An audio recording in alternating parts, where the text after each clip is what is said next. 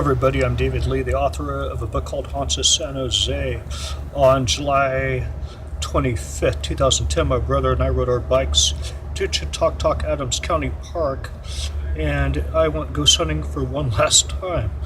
I got this picture, and I didn't know what it was, if it was a ghost of a horse with no fur, or what was going on. This is what the rock looks like alive.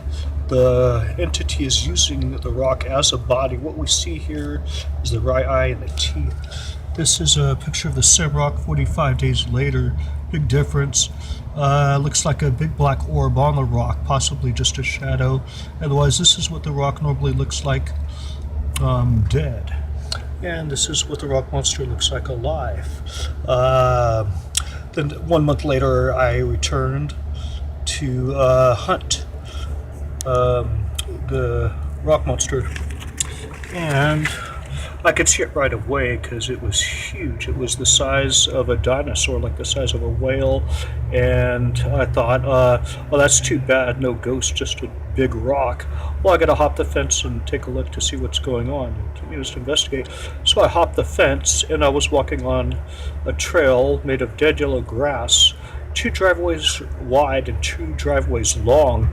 This trail does not exist. It's not there. I walked on the trail and it felt a little bit funny. I had no idea I was walking on a trail that does not exist. I stopped halfway, looked behind me, and the fence was still there, and continued until the trail stopped. The trail then turned into a dirt trail, which went down and hooked left and led right up to the rock, the monster's mouth. The monster was playing dead, and if I walked right up to its mouth, it could eat me easily. Like after dinner, meant it was the thing was huge, and I couldn't take the risk of walking up to it, since I had a picture. I knew it comes alive, and I couldn't compromise, having a head start, because the only plan I had was to run as fast as I can if I have to that day. So I went back over the fence and went home. 1 month later, I was in the neighborhood, and I returned to see. I thought maybe I discovered a dinosaur that petrified and instead of turning into a skeleton. So I had to go back and see what was going on. So when I returned on August 25th, 2010 for a third time, I was in shock. I could not see the rock, which was huge. So I looked around, and I finally recognized the rocks. It's normally the size of a bull. I hopped the fence one last time and assaulted the rock with my camera, and this was my last ghost hunting session. I didn't know this was God trying to kill me. The only Indians were here 3,000 years ago. There's some very powerful energy down here, and I will never go over that fence again.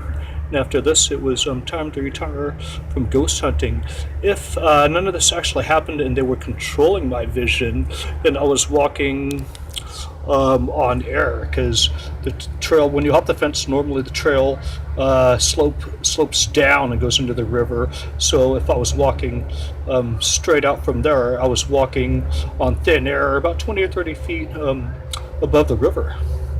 Otherwise, they have so much power down there.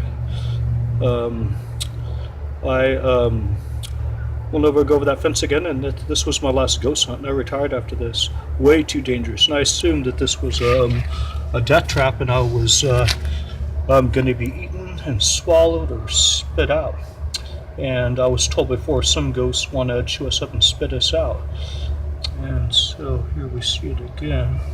Rocky, the Chautauqua rock monster.